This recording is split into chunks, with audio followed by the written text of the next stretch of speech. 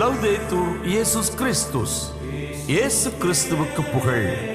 தமிழ் கூறும் நல் உலகில் வாழும் அனைத்து அன்பு உள்ளங்களுக்கும் வத்திக்கான் வானொலியின் வணக்கம். இறைவன் உங்கள் உள்ளத்தையும் இல்லத்தையும் தன் அன்பாலும் அருளாலும் அமைதியாலும் இன்றும் என்றும் நிரப்புவாராக.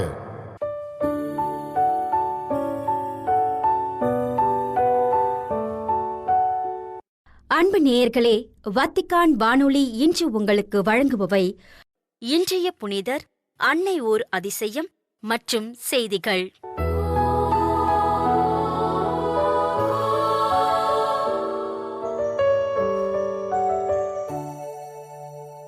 இன்றைய புனிதர்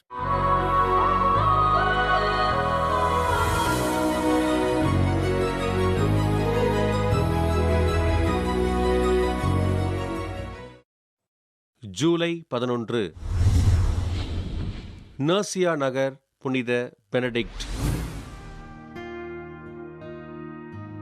இத்தாலி நாட்டின் உம்பிரியா பகுதிக்கு அருகில் உள்ள நர்சியா என்னும் இடத்தில் வளமையான குடும்பத்தில் கிபி 480 ஆண்டு பிறந்தவர்தான் பெனடிக்ட்.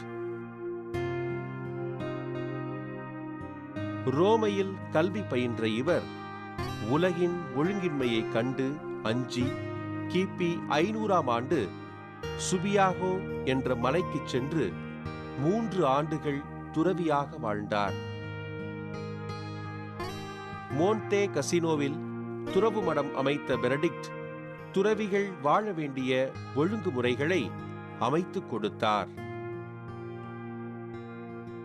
சில துறவிகள் இவரது விதிமுறைகள் பிடிக்காமல் திராட்சை ரசத்தில் விஷத்தை கலந்து கொல்ல முயன்றனர். ஆனால் புனித பெனடிக்ட் ஜெபம் செய்தபோது அக்கோப்பை வெடித்து சிதறியது. மிகுந்த இறை பக்தியுடைய பெனடிக்ட் பிறர் நினைப்பதை அறியும் வரத்தையும், தீர்க்க தரிசனம் உரைக்கும் வரத்தையும், சாத்தானின் தாக்குதலை அறியும் வரத்தையும் பெற்றவராய் திகழ்ந்தார். இவர் எழுதிய துறவற விதிமுறைகள் இன்றும் பல்லாயிரக்கணக்கான துறவற சபைகளில் கடைபிடிக்கப்பட்டு வருகின்றன. ஜெபிப்போம், உழைப்போம் என்னும் கொள்கையை வாழ்வாக்கிய புனித பெனடிக்ட் கிபி 547 ஆண்டு இறைவனடி சேர்ந்தார். 1964 ஆண்டு திருத்தந்தை 6ஆம் பவுல் ஐரோப்பாவின் பாதுகாவலராக புனித பெனடிக்டை அறிவித்தார். நர்சியா நகர் புனித பெனடிக்ட் விழாவை கொண்டாடும் நாம் நம்முடைய வாழ்விலும் ஜெபத்தை கைக்கொண்டு வாழ முயற்சி செய்வோம்.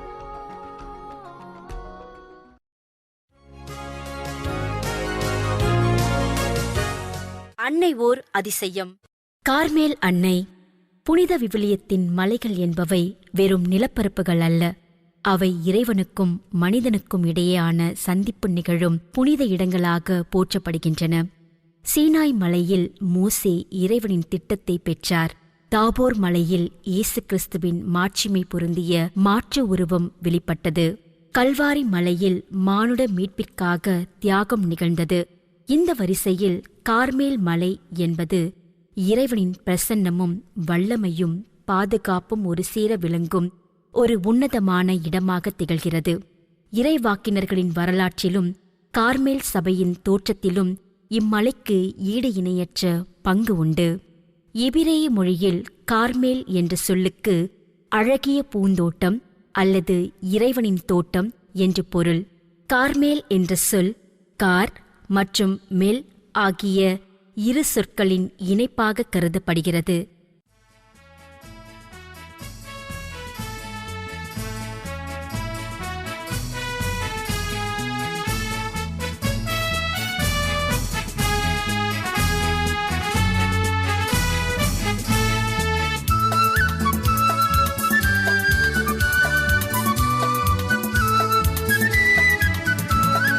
ராஜகன்னி மரியே பின் ராஜ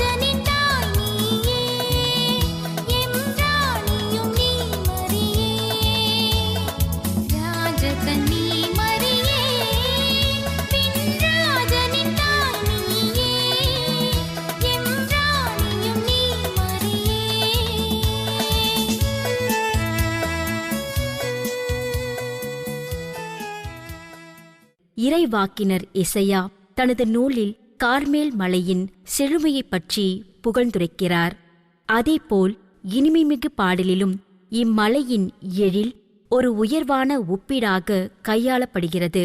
வளமும் பசுமையும் இயற்கை எழிலும் நிறைந்த கார்மேல் மலை இறைவனின் படைப்பு எவ்வளவு அழகானது என்பதற்கும் அவரது அருட்கொடை எவ்வளவு செழுமையானது என்பதற்கும் ஒரு சான்றாக விளங்குகிறது. கார்மேல் மலை என்பது வெறும் புவியியல் சார்ந்த நிலப்பரப்பு மட்டுமல்ல, அது விவிலிய வரலாற்றில் இறை வழிபாட்டின் தலமாகவும் கடவுளின் வல்லமை வெளிப்பட்ட புனித இடமாகவும் போற்றப்படுகிறது. குறிப்பாக இஸ்ரேல் மக்கள் உண்மை இறைவனை மறந்து வழித்தவறிய காலங்களில் கார்மேல் மலையே இறை நம்பிக்கையின் மையப்புள்ளியாக திகழ்ந்தது. இறைவனின் குரல் ஒலித்த இடமாகவும் மக்கள் தம் நம்பிக்கையை புதுப்பித்துக் கொண்ட இடமாகவும் விளங்கும் இம்மலை இன்றும் விசுவாசிகளுக்கு இறை பிரசனத்தின் அழியாத அடையாளமாக திகழ்கிறது.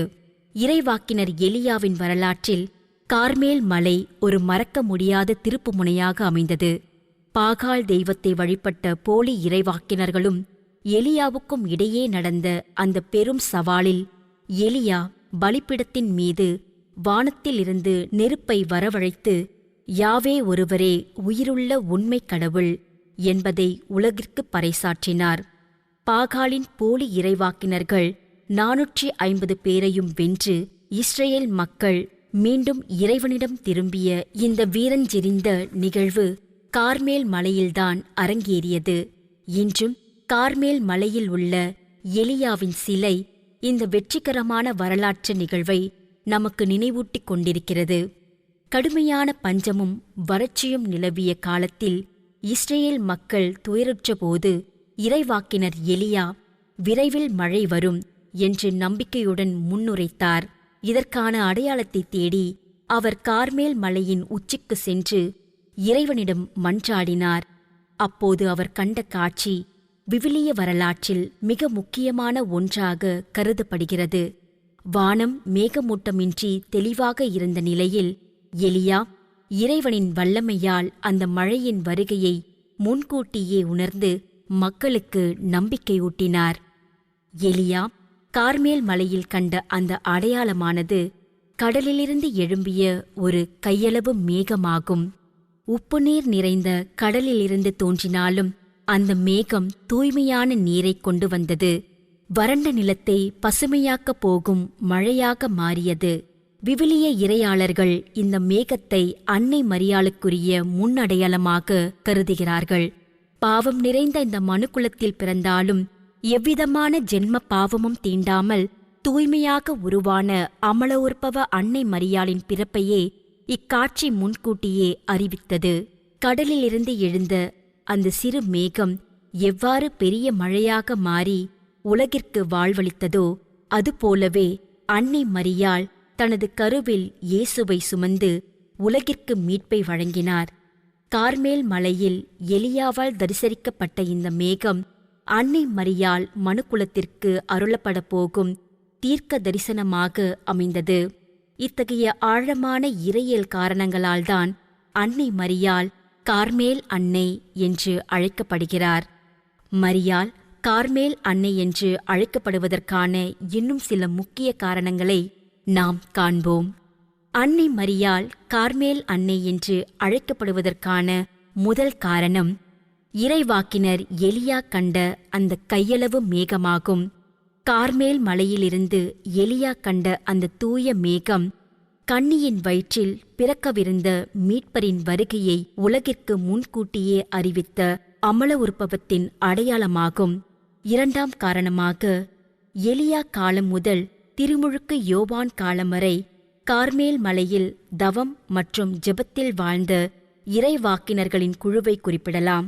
அவர்கள் மீட்பரின் வருகைக்காக தலைமுறை தலைமுறையாக அங்கு ஆவலுடன் காத்திருந்தனர். சுவாரஸ்யமான ஒரு ஆன்மீக தகவலின்படி இயேசுவின் வளர்ப்பு தந்தையான புனித யோசேப்பு கார்மேல் மலையில் காத்திருந்த இந்த இறைவாக்கினர் குழுவை சார்ந்தவராக இருந்தார் என்று சில துறவிகளின் எழுத்துக்கள் குறிப்பிடுகின்றன. பெந்தகோஸ்தே நாளில் தூய ஆவியின் வல்லமையை பெற்ற இந்த குழுவினர் பின்னர் கிறிஸ்துவத்தை தழுவினார்கள். இவர்கள் எலியா காட்சி கண்ட அதே கார்மேல் மலையில் அன்னை மரியாளின் பெயரால் ஒரு ஆலயத்தை எழுப்பினார்கள். இவர்களின் வழித்தோன்றல்களே இன்றைய கார்மெல் சபை துறவிகள் ஆவார்கள். மூன்றாவது மிக முக்கிய காரணமாக அமைவது 1251 ஜூலை 16 நிகழ்ந்த வரலாற்று சிறப்புமிக்க காட்சியாகும். கார்மேல் சபையின் தலைமை துறவியான புனித சைமன் ஸ்ட்ரோக் அவர்கள் அன்னை மரியாளிடம் உருக்கமாக வேண்டிக் கொண்டிருந்தபோது அன்னை அவருக்கு காட்சி அளித்தார். ஒரு கரத்தில் குழந்தை இயேசுவையும் மறுகரத்தில் குறுந்தோல் அங்கி எனப்படும் ஸ்கேபுலரையும் ஏந்தியிருந்த அன்னை, இதை அணிவோர் மரண வேளையில் என் தனிப்பட்ட பாதுகாப்பை பெறுவார்கள் என்று வாக்குறுதி அளித்தார். அன்னையின் இந்த வாக்குறுதியை நினைவு கூறும் வகையிலேயே ஜூலை 16 கார்மேல் அன்னையின் திருவிழா கொண்டாடப்படுகிறது. ஆரம்பத்தில் துறவிகள் மட்டும் அணிந்து வந்த இந்த குறுந்தோல் அங்கி காலப்போக்கில் சாதாரணமான இறைமக்களும் அணியும் வசதிக்காக சிறிய வடிவில் உத்திரியம் என்று மாற்றப்பட்டது. இது மரண வேளையில் ஆன்மாவுக்கு பாதுகாப்பாகவும் துணையாகவும் இருப்பதால் உத்திரியம் என பெயர் பெற்றது. இது வெறும் ஒரு துணி அல்ல, ஒரு தாய் தன் குழந்தையை அரவணைக்கும் அன்பின் அடையாளம். நான் அன்னை மரியாளுக்கு சொந்தமானவன் என்பதையும் அன்னையின் வழிகாட்டுதலை முழுமையாக ஏற்கிறேன் என்பதையும் பறைசாற்றும் அர்ப்பணத்தின் அடையாளமாக இது திகழ்கிறது. அன்பானவர்களே, கார்மல் அன்னை நமக்கு காட்டும் வழி என்பது தாழ்ச்சி மற்றும் கீழ்ப்படிதலின் வழியாகும். நாம் அணியும் உத்திரியம் நமது இதயத்தின் தூய்மையை நமக்கு நினைவூட்டிக் கொண்டே இருக்கட்டும். மலையின் உச்சியில் இருக்கும் ஒளியைப் போல நமது வாழ்வும் பிறருக்கு நல்வழி காட்டும் ஒளியாக திகழட்டும். அன்னையின் அங்கிக்குள் அடைக்கலம் புகுந்து மீட்பரின் மடியில் இளைப்பாறுவோம். நன்றி.